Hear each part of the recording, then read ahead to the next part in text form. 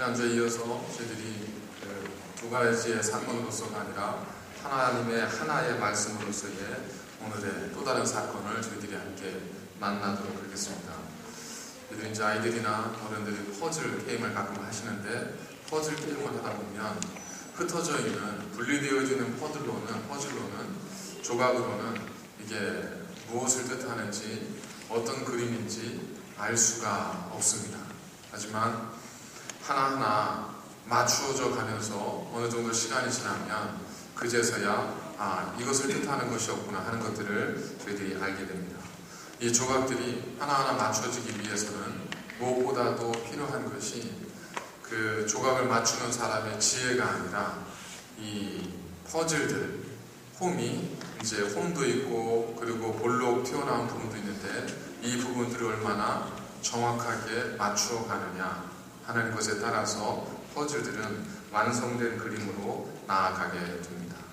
비슷하다고 해서 되는 것이 아니라 정확하게 맞추어질 때, 그럴 때 퍼즐이 하나의 그림이 될 수 있는 것처럼, 오늘 저희들이 지난주에 함께 나누었던 12를 혈루증으로 앓던 여인의 사건과 오늘 그 야이로의 딸의 사건, 이 두 사건은 두 개의 어떤 커다란 퍼즐이 오늘 49절의 말씀, 아직 말씀을 하실 때에, 아직 말씀을 하시는 동안, 아직 말씀하고 계실 때에 라고 하는 이 하나의 연결고리를 통해서 두 사건이 하나로 연결되어지게 됩니다. 그래서 성경은, 예수님께서는 이 두 가지의 사건이 둘이 아니라 하나라는 것을 오늘 말씀 49절을 통해서 우리에게 다시 한번 알려주시고 있습니다. 퍼즐의 어떤 특징은 각 그림 하나하나가 독특한 어떤 부분을 가지고 있는 거긴 하지만, 이것이 맞추어졌을 때 전체적인 그림을 볼 수 있는 것처럼, 이것이 혈루증을 앓던 여인의 사건과 야이로 딸의 사건, 두 가지의 사건이었을 때는 그 나름을 보여주는 특색이 있습니다. 하지만 이 퍼즐이 하나로 맞추어졌을 때 완성된 그림을 통해서 우리가 갖게 되는 또 다른 하나님의 메시지가 있다는 것, 오늘은 그것이 무엇인지를 우리가 함께 나눠보는 시간을 갖도록 하겠습니다. 먼저 저희들이 한번 생각해 보아야 할 것은 이 두 번째 이야기, 야이로의 딸을 살리신 예수님의 사건, 이 이야기가 우리에게 주는 메시지가 뭐일까요? 예수님께서는 죽은 자도 살리시는 분이십니다.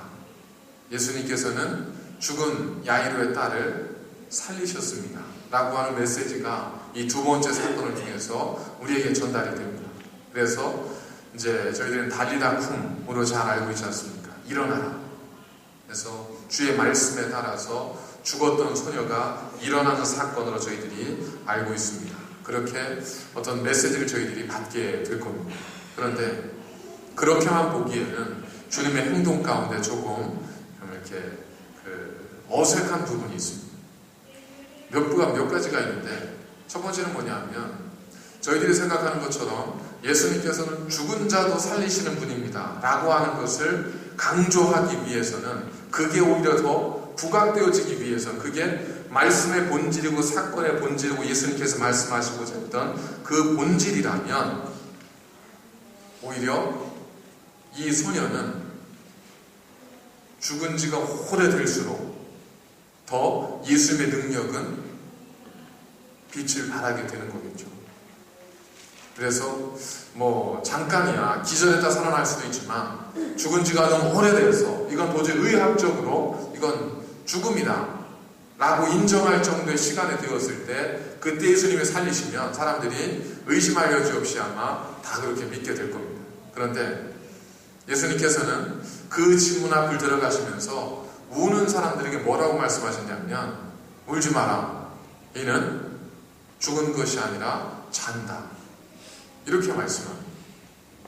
근데 예수님에게 한 사람의, 한 생명의 의학적 죽음을 그 선고를 내릴 수 있는 권위나 그런 자격이 모두로부터 부여되었으면, 그 말이 야 정말 주님 말씀이 그렇다니까 그런가? 라고 생각을 할 수 있겠지만, 사실 예수님은 어느새 나타나신, 이제 막 공생애를 시작하시는 분이셨고, 그리고 자기들은 곁에서 야이로의 딸을 오랜 시간 간호도 했고, 그리고 그가 정말 임종의 순간부터 죽음에 이르기까지 모든 과정을 이미 겪었습니다.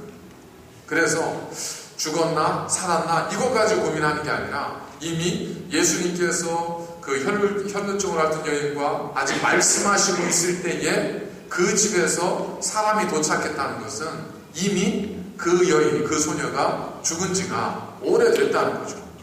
그런데도 불구하고 주님께서 들어가시는 사람들에게 이는 죽은 것이 아니니까 울지 마라, 잔다, 이렇게 말씀합니다. 당연히 사람들의 반응은 어떻겠습니까? 비웃었습니다. 이건 뭐 긴가민가한 상황이 아닙니다. 너무나 분명한 상황 앞에서 주님께서 죽은 게 아니라 잔다 그러니까 그 현장에 있었던 사람들은 다 한결같이 예수님을 향해서 웃었습니다. 무슨 말도 안 되는 소리인가? 라는 의미가 담겨 있었죠. 두 번째는 예수님께서 그 현장에 도착하셨을 때 죽은 야이로의 딸을 살리시는 그 사건을 위해서 예수님께서는 3명의 제자, 베드로, 요한, 야고보, 이 3명의 제자와 2명의 사람, 그 부모, 야이로와 그 아내, 이 5만을 데리고 들어가셨습니다. 나머지는 들어오지 못하게 하셨습니다. 여러분 생각해 보십시오. 예수님의 능력을 온 땅에 알리고 많은 사람들에게 능력을 전하는 것이라면 어떻게 하는 것이 자연스러운 행동이겠습니까? 가급적 많은 사람이 올 때까지 기다린다든지 정말 오라고는 못한다 할지라도 막지는 말아야죠. 보고 싶은 사람은 봐라. 그래야 나중에 그들이 보고 증거가 되고 증인이 될 거 아니에요. 그런데 예수님께서는 그들을 막습니다. 5명의 사람 외에는 모든 사람을 현장에서 막습니다. 한마디로 말하면 현장을 통제하시는 겁니다. 현장을 왜 통제할까요? 어떤 이유였을까요? 저희들은 그 이유를 아직까지 잘 알지 못하지만 최소한 한 가지는 분명하죠. 많은 사람들로 하여금 그 현장을 보지 못하도록 하기 위한 주님의 의도가 거기에 분명히 있었다는 겁니다. 이 2가지를 생각해보면 우리는 과연 주님께서 이 사건을 통해 주시고자 하는 메시지가 주님의 능력이 얼마나 대단한지, 죽은 자도 살리시는 주님이시라는 것을 우리에게 말씀하시고자 하는 것에 대한 의문을 갖지 않을 수 없습니다. 그게 목적이었다면 잔다, 그 말을 하지 말아야죠. 보니까 정말 죽었구나, 니들도 봤지, 죽었지. 재차 3차 확인해서 죽은 걸 모두가 다 인정할 때 그때 다 살려야 주님의 능력이 나타나는데, 오히려 주님은 야, 죽은 거 아니야, 자는 거야, 그리고 아무도 들어오지 마. 이 얘기는 그 속에 뭔가 주님의 의도가 있다는 거예요. 아니, 주님께서는 어떤 의도, 무엇 때문에 그렇게 하셨을까? 자, 그러면 다른 쪽에서 한번 이 사건을 보도록 하겠습니다. 이렇게 예수님께서 죽은 야이로 딸을 살리신 다음에 그 동네에 어떤 일이 있었을까? 성경에 기록이 나와 있지는 않습니다. 하지만 한번 저희들이 생각을 해보는 거예요. 어떤 일이 있었을까? 아마 죽은 소녀가 살아났으니까 대단한 사건이었겠고, 그 사건들은 서로의 이제 입에 오르내리고 회자가 되었겠죠. 그들 중에는 아마도 이렇게 이야기하는 사람이 있었을 거예요. 야, 정말 내가 야이로 그분의 딸이 죽은 거 내 눈으로 직접 확인했는데 세상에 예수님이 오셔서 그를 살리셨어. 정말 엄청나신 분이야 라고 증거하는 사람들이 있을 겁니다. 반면 그 중에는 그 곁에서 야이로의 죽은 것을 직접 확인하지 못한 사람들, 그러나 주님께서 하신 말씀을 들었던 사람들, 어떤 말이죠? 울지 마라, 이는 죽은 것이 아니라 잔다 라고 말하는 소리를 들었던 사람들, 그들은 아마도 의구심을 가질 수 있지 않겠습니까? 야, 정말 그 소녀가 죽은 것이 아니라 주님 말씀대로 정말 기절했다든지 잠깐 어떤 혼절했던 것이 아닐까. 사실상 죽었다기보다는 세상에 그런 일들이 종종 있지 않습니까? 그런 것이 아닐까. 또 주님에 대해서 적대적인 감정을 가지고 있는 사람들은 어떻게 이야기하겠습니까? 야, 웃기지 마라. 주님도 들어갈 때 예수님 다 그 사람이 뭐라고 했냐? 그거 안 죽었다고 했지 않았냐? 그리고 예수님이 가서 현장을 다 총재했잖아요. 만약에 죽었다 살아나는 것 같은 그 대단한 일을 하면서 그걸 어떻게 감추고 하겠냐? 오히려 드러내고 하지. 그러는 거 보면 그 소녀는 죽은 것이 아니라 기절했다가 주님이 들어가서 어떻게 보면 정신 차리게 해서 깨어난 게 틀림없어. 이런 이야기들이 아마 오고 갈 수 있었지 않았겠습니까? 이제 이런 어떤 가능성들을 저희들이 생각을 해보면서 이런 논란을 부추길 수 있는, 이 논란을 부추겼던 인물 가운데 한 분이 바로 누구냐면 그 사람이 주님입니다. 주님께서 마지막에 56절에 보면 제자들과 그 부모에게 뭐라고 경고하며 당부하냐면 아무에게도 이 일을 말하지 말라 라고 당부합니다. 여러분, 만약에 예수님께서 그 소녀에게 들어갈 때 울지 마라, 이 소녀는 죽은 것이 아니라 잔다는 말을 안 하셨다면 어떻게 됐을까요? 당연히 죽었다 살아난 사건입니다. 만약에 주님께서 5명만 데려가지 않고 현장을 통제하지 않으셨다면 아마도 사람들은 거기에 대한 쓸데없는 오해를 갖지 않았을 겁니다.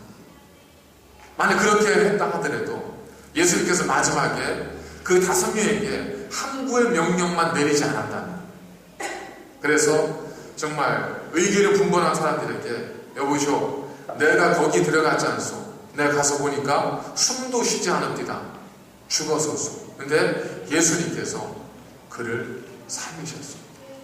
이렇게 증언만 할 수 있게 하셨다면 아마 사람들은 굉장히 분명해졌고 클리어해졌을 겁니다. 근데 주님은 오히려 그들에게 입을 닫으라 이렇게 말씀합니다. 도대체 그런 엄청난 일을 하면서 죽은 게 아니라 잔다, 그리고 사람들을 못 보게 하고 또 참석했던 사람들에게는 입을 닫게 해서 그 소식이 밖으로 전해지지 못하게 했습니다. 도대체 왜 주님께서는 이렇게 하셨을까? 우리가 좀 다른 경우를 살펴볼 수 있습니다. 예수님께서 마리아와 마르다의 오라비 나사로의 집에 갈 때 나사로가 다 죽게 되니까 그 집에서 예수님께 요청을 했지 않습니까? 우리 집에 좀 와서 우리 오라버니를 살려주십시오. 그랬더니 예수님께서 일부러 며칠을 더 지체하십니다. 왜요? 네, 죽게 하려고, 나사로를 완전한 죽음에 이르게 하려고 일부러 지체하세요. 그리고 죽었다는 것이 확인되었을 때 며칠 후에 그 집을 찾아갑니다. 이미 나사로는 어디에 갔어요? 무덤에 갇혀 있습니다. 그때 예수님이 가시면서 울지 마라, 마르다나 마리아나 이를 향해서 울지 마라, 네 오라버니는 죽은 것이 아니라 잔다, 이런 말씀 안 하셨습니다. 무덤에 가실 때 야, 마리아와 마르다 말고 내 제자들 말고 아무도 오지 마, 이런 말씀도 하지 않으셨어요. 다 오게 하셨습니다. 그리고 무덤을 향해서 일어나라, 나사로야 나오라 외쳤습니다. 그 광경을 모든 사람들이 다 목도했습니다. 그걸 통해서 많은 사람들이 하나님을 믿게 되었죠. 예수님의 능력을 믿게 되었습니다. 이 사건과는 굉장히 좀 대비가 됩니다. 그 사건을 예수님께서 일부러 그런 주님의 신적, 하나님의 아들로서의 능력을 나타내시도록 의도하셨지만 오늘의 사건에는 오히려 그 모든 것을 오히려 의도적으로 감추고 계십니다. 거기에는 두 가지 이유가 있습니다. 첫 번째는 뭐냐면 나사로가 그렇게 무덤에서 살아난 후에 많은 사람들이 예수님을 믿게 되긴 했지만 유대인 지도자들 가운데는 그 사건을 통해서 예수님을 더욱 미워하고 예수님을 더욱 공격하게 되는 사람들이 나타났습니다. 지금은 예수님의 공생의 초기입니다. 그 나사로의 사건은 예수님 공생의 마지막, 거의 끝에 있는 사건입니다. 따라서 주님께서 생각하시기에 주님은 지금 시기를 조절하고 계십니다. 지금 주님의 이런 메시아적 능력이 나타났을 경우에 유대 지도자들의 엄청난 공격을 받을 수밖에 없지 않겠습니까? 지금은 그 때가 아닌 겁니다. 그러나 이것은 어쩌면 큰 이유는 아닐 수 있습니다. 보다 중요한 이유가 있습니다. 보다 중요한 이유는 뭐냐면 예수님께서 오늘 이 사건을 앞에 있는 12회를 혈루증으로 앓는 사건과 연결시켜 놓았다는 것. 두 개의 퍼즐을 통해서 하나의 그림을 만들게 하셨다는 것. 자, 두 개의 퍼즐을 한번 보겠습니다. 12회를 혈루증으로 앓던 여인과 야이로의 딸. 혈루증으로 앓던 여인이 몇 해 동안 고생을 했죠? 12회. 다 말해놓고 그죠? 이 소녀는 병이 낫고 나니까 몇 살이에요? 네, 틀리지 않습니다. 12살. 묘한 어떤 연결점이 있죠. 예수님께서 12회를 혈루증으로 앓다 고침받은 여인에 대해서 예수님께서 하신 말씀 뭐냐면, 여인아, 내 믿음이 너를 구원하였으니 두려워 말고 평안히 가라 했습니다. 반면 자기 딸이 아직까지는 살았으니까 희망이 있다고 생각했던 야이로, 그러나 갑자기 자기 집에서 찾아온 사람이 주인님, 당신의 딸이 운명했습니다 라는 소식을 전해 들었을 때 낭망하고 실망하는 야이로를 향해 주님께서 던진 말씀이 뭐였어요? 두려워하지 말고 믿기만 하라. 그리하면 내 딸이 구원을 얻으리라 했습니다. 차이가 있다면 뭘까요? 하나는 결과론적인 말씀, 하나는 원인이 되는 말씀입니다.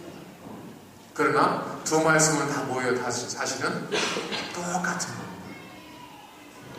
내 믿음이 너를 구원하였노라. 두려워하지 말고 평안히 가라 하는 말과 두려워하지 말고 믿기만 하라. 내가 믿기만 하면 내 딸이 구원을 얻으리라. 이 말은 사실은 같은 말이라는 거예요. 사건이 벌어진 후에 한 말인가 전에 한 말인가, 원인에 근거한 말인가 결론에 근거한 말인가의 차이만 있을 뿐 이 두 말은 동일한 말씀이라는 거예요. 그런데 한 가지 차이가 나는 게 있습니다.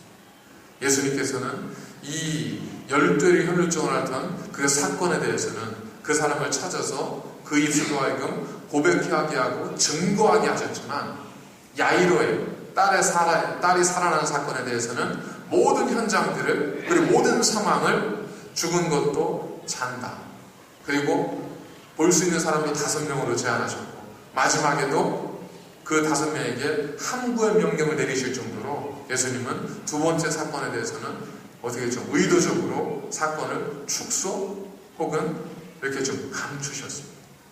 하나는 드러내셨고 하나는 감추셨습니다. 그러면 예수님께 드러내신 건 뭘까요? 예수님께 드러내신 건 여인의 믿음입니다. 여인아, 내 믿음이 너를 구원하였다 하면서 주님께서는 그 여인의 믿음을 칭찬하시고 그 여인의 믿음을 드러내셨습니다. 반면 주님께서 감추신 것은 뭐예요?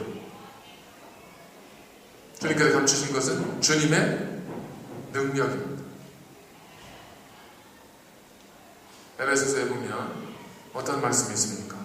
그는 근본 하나님과 본체시나 하나님과 동등됨을 취할 것을 여기지 아니하시고 종의 형체를 입어 사람의 모양으로 이 땅에 오셨다는 것. 무엇을 위해서? 우리를 구원하시기 위해서. 주님의 목적은 내가 얼마나 위대한 인물인지 너희들 한번 볼래? 여기에 주님의 목적이 있지 않습니다. 주님의 목적은 그 모든 것들을 통해서 우리가 하나님의 자녀로 온전히 서고 믿음의 자녀로서 바르게 살고 능력 있는 삶을 사는 것이 주님의 목적이었습니다. 그런데 안타깝게도 이 죽음 앞에 서 있는 이 야이로의 믿음과 그 사람들의 연약함을 가지고는 그러한 죽음도 이길 수 있는 주님의 놀라우신 능력에 대한 그 믿음의 증거를 그들의 모습 속에서는 주님께서 사실 발견하시기가 힘든 겁니다. 그러다 보니까 결과적으로 그 사건을 통해 드러날 수밖에 없는 것은 그들의 믿음이 아니고 주님의 능력만 나타나는. 자, 그게 뭐 잘못됐을까요? 주님의 능력, 주님이 그러한 분이라는 것을 우리가 아는 것은 굉장히 중요합니다. 그런데 그 다음에 9장에 보면 주님께는 제자들을 어떻게 하시냐면 세상으로 파송하십니다. 세상을 파송한다는 건 무슨 말이겠어요? 주님 없이 그들이 세상에 나아가서 복음의 사역을 감당하도록 훈련시키는 겁니다. 더 이상 그들이 나아가서 복음을 전하고 병을 고치고 귀신을 내어쫓는 그 사역의 자리에 주님은 동행하지 않습니다. 당연히 주님과 함께 있었고 주님 곁에만 있었던 제자들 입장에서는 홀로 떠나가는 것이, 홀로 그렇게 나아가 복음을 전하는 것이 두려울 수밖에 없었을 겁니다. 그것은 감당할 수 없다고 생각할 수 있었을 겁니다. 바로 그 사건 앞에 주님께서는 12회를 혈루증으로 앓았던 그 여인과 이 야이로 딸의 사건을 통해서 의도적으로 주님께서는 이 땅에 우리의 모든 삶의 문제들, 하나님의 뜻을 이루어가는 것은 사실은 내가 아니라 너희들의 마음속에 있는 믿음이라는 걸 강조하고 있는 거예요. 왜냐하면 주님의 능력에는 변수가 없습니다. 주님의 능력은 비가 왔다고 해서 사라지지 않습니다. 주님의 능력은 마음이 좀 외롭다고 해서 그 능력이 사라지는 게 아닙니다. 주님의 능력은 세상이 힘들어졌다고 해서 사라지는 게 결코 아닙니다. 하지만 우리의 믿음은 날씨에 따라 달라지기도 합니다. 우리의 믿음은 내 기분에 따라 달라지기도 해요. 우리의 믿음은 내 조건에 따라 얼마든지 달라질 수 있습니다. 결국 관건은 어디에 있는 거예요? 주님의 능력이 있는 게 아니에요. 왜? 주님의 능력이 언제나 변함없습니다. 모든 일의 핵심은 어디에 있어요? 결국 우리의 믿음에 있습니다. 그렇다고 해서 주님의 능력은 아무것도 아니구나, 우리의 믿음이 무엇보다 우선이구나, 여러분 그 말은 무슨 말인지 아실 거 아니에요? 그죠? 이미 주님의 능력이 있기 때문에 우리의 믿음만을 가지고 있으면 주님께서 말씀하신 대로 내게 능력 주시는 자 안에서, 내 안에서 내 이름으로 구하는 자의 모든 것을 내가 들어주시겠다는 말씀처럼 우리가 주님 안에 있을 때, 우리 온전한 믿음을 가지고 살 때 하나님께서는 능히 우리의 삶을, 우리의 걸음을, 우리의 소원을, 우리의 간구를 들어주신다는 겁니다. 이 모든 일에 있어서 가장 중요한 것은 우리의 믿음입니다. 그래서 예수님께서는 야이로를 향해서 두려워하지 말고 믿기만 하라. 그래야면 네 딸이 구원을 얻으리라. 그러면서 야이로를 어디로 데려가요? 마지막까지 주님의 곁에 데려갑니다.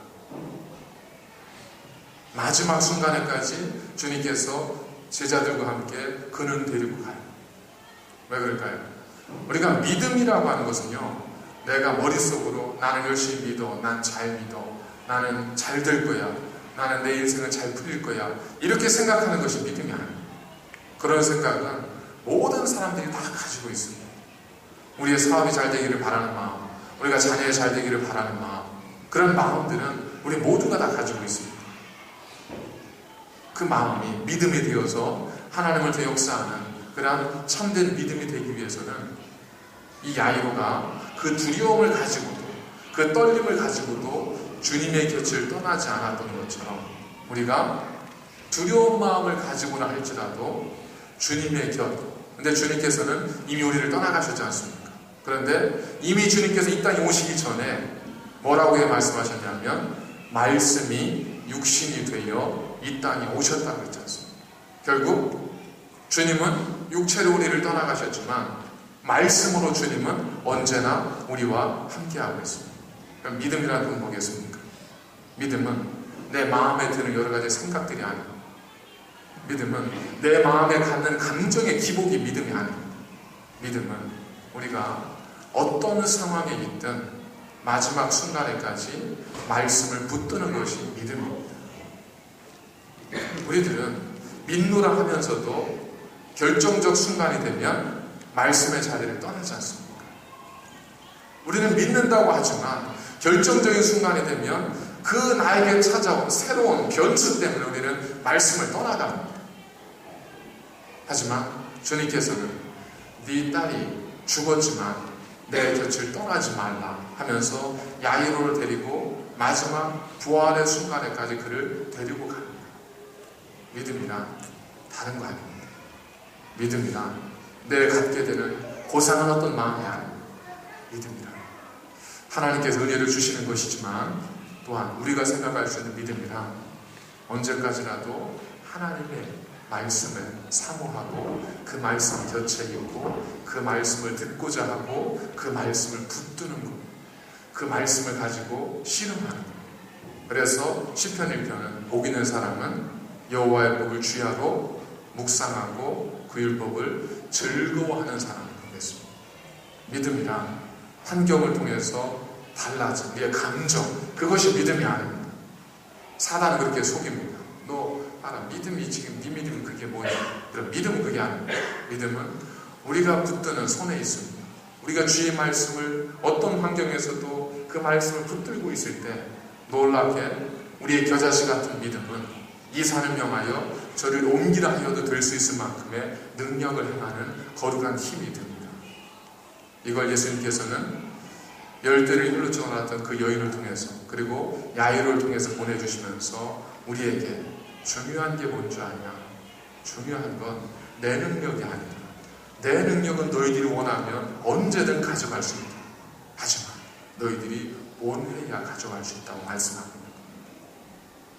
원하셔야 주의 말씀을 붙드셔야 됩니다. 그 말씀을 놓치지 않으려고 마치 어린 아기가 부모의 손을 붙들고 그 손을 놓지 않기 위해서 얼마나 손가락 하나 주면 애들 길 갈 때 보십시오. 잡아보세요. 애들 그 작은 손으로 엄마 손 아빠 손을 막 붙들잖아요. 그거 안 놓치려고 얼마나 아구에 힘을 주면서 붙들어요. 그러나 부모가 이거 못 부리쳐서 끌려가요. 엄마 나 이거 사줘요. 애가 끌고 갈 때 부모가 애 힘을 못 부리쳐서 끌려가요. 그게 아니에요. 그 마음을 가지고 자기를 찾고 자기를 부르짖는 그를 위해서 부모가 끌려가 주는 겁니다.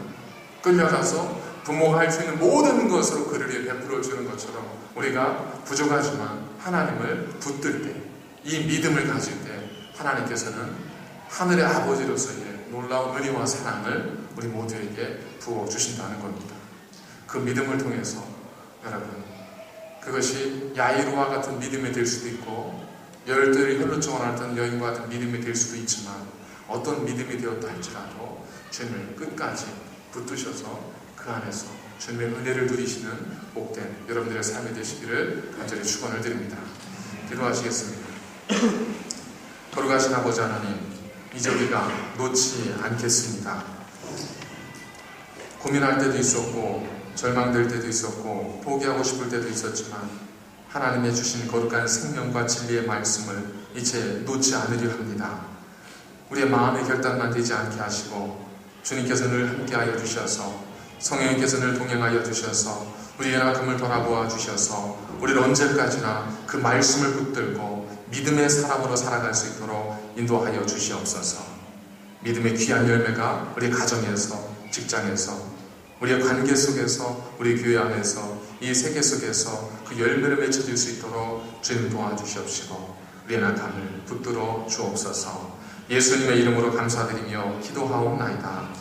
아멘.